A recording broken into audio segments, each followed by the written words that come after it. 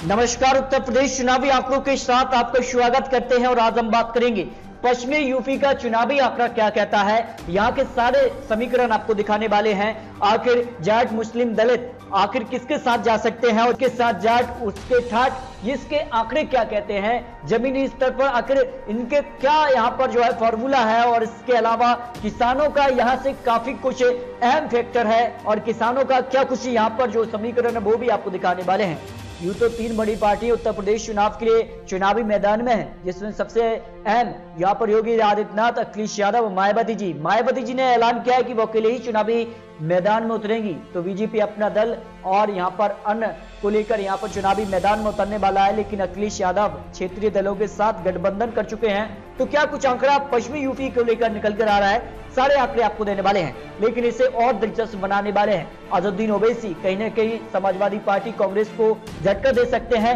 महाराष्ट्र सरकार यानी शिवसेना बड़ा झटका दे सकती है, क्योंकि हाल ही में जिस प्रकार की खबर थी कि शिवसेना उत्तर प्रदेश चुनाव में यहाँ पर चुनावी मैदान में उतर रही है, तो कहीं न कहीं योगी आदित्यनाथ को इससे खतरा हो सकता है। ये आंकड़े यहाँ पर निकल कर आए हैं। लेकिन इसके अलावा उत्तर प्रदेश के लिए यहाँ पर जाट वोट बैंक काफी महत्वपूर्ण है और इसे और भी मजबूत बनाता है किसान आंदोलन। जी दोस्तों, किसानों का जो एक मजबूत वोट बैंक है वो कहीं ना कहीं बीजेपी को सपोर्ट करता आया है, क्योंकि जिस तरफ राकेश टिकैत समझ लिए जाट उधर और किसानों का जो एक महा वोट बैंक है वो उस तरफ झुक सकता है। यानी उत्तर प्रदेश यानी पश्चिमी यूपी पर किसान और जाट का काफी महत्वपूर्ण असर देखने को मिल सकता है। लेकिन 2022 के लिए इसे काफी महत्वपूर्ण माना जा रहा है और इसके लेकर क्या कुछ आंकड़े यहाँ पर हो सकते हैं और यूपी के लिए किस जिले से जाट वोट बैंक आता है, इसके आंकड़े आपको दिखाते हैं। बात करते हैं हाथरस, हापुड़, बुलंदशहर, आगरा, फिरोजाबाद, कासगंज, ईटा, ये वो क्षेत्र हैं जहां पर अच्छी खासी आबादी आती है। इसके अलावा मुजफ्फरनगर, शामली, बागपत, मेरठ,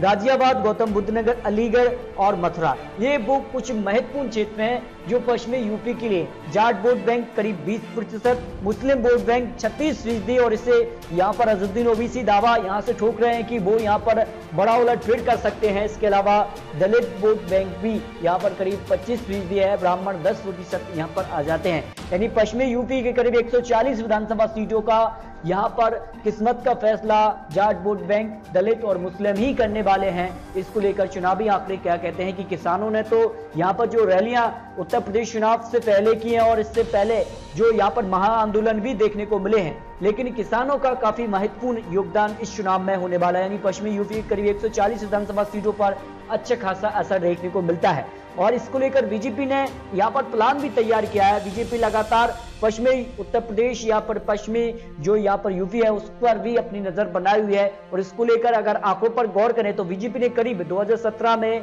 यहाँ पर पश्चिमी यूपी से करीब 103 विधानसभा सीटों पर जीत हासिल की थी, जबकि 2012 में केवल 20 सीटें ही मिली थी। यानी कहा जाए तो यहाँ पर पश्चिमी यूपी में ही बीजेपी को यहाँ पर करीब 140 में से 103 सीटें मिली। इसके साफ तौर पर असर कि बीजेपी ने अपनी सरकार 2017 में बना ली। अब अगर बात करें तो क्या कुछ आंकड़ा रहा था 2017 के चुनाव के, अगर सारे आंकड़ों पर गौर करें तो बीजेपी करीब 103 सीटें, समाजवादी पार्टी को 27 सीटें, बीएसपी को 3, कांग्रेस को 2 और 1 आरएलडी को मिली। यानी कहा जाए तो 2017 पूरी तरह से बीजेपी के पाले में रहा था। पश्चिमी यूपी का जो एक महाक्षेत्र आ जाता है और यहाँ पर किसान हो, जाट वोट बैंक हो, दलित वोट बैंक हो, इसका सीधा समर्थन बीजेपी को मिला था। जबकि 2012 में जो बड़ा उलटफेर यहाँ पर समाजवादी पार्टी ने किया था और अपनी सरकार बनाई, उसके पीछे का कारण था कि समाजवादी पार्टी को पश्चिमी यूपी की जनता ने सीधे तौर पर समर्थन दिया था और करीब 58 सीटों पर समाजवादी पार्टी ने यहाँ पर जीत हासिल की थी, जबकि यहाँ पर बीएसपी को करीब 39 सीटें और बीजेपी को 20 सीटें। यानी कहा जाए 2012 का चुनाव समाजवादी पार्टी और बीएसपी के यहाँ पर जो था सीधे तौर पर टक्कर में था। बीजेपी तीसरी बड़ी पार्टी बनी थी यहाँ से, लेकिन 2017 में बड़ा उलटफेर हुआ था और बीजेपी यहाँ पर पहले नंबर पर आ गई और कहीं ना कहीं जो है समाजवादी पार्टी यहाँ पर जो है दूसरे नंबर पर रही। लेकिन आरएलडी ने 9 सीटें यहाँ पर 2012 में हासिल की थी, कांग्रेस को 8 सीटें और अन्य के खाते में 2 सीटें गई। यानी कहा जाए तो 2012 में समाजवादी पार्टी को समर्थन मिला, 2017 में बीजेपी को, लेकिन 2022 में किसको समर्थन मिलने वाला है, क्योंकि किसान आंदोलन काफी अहम भूमिका में इस चुनाव में हो सकते हैं।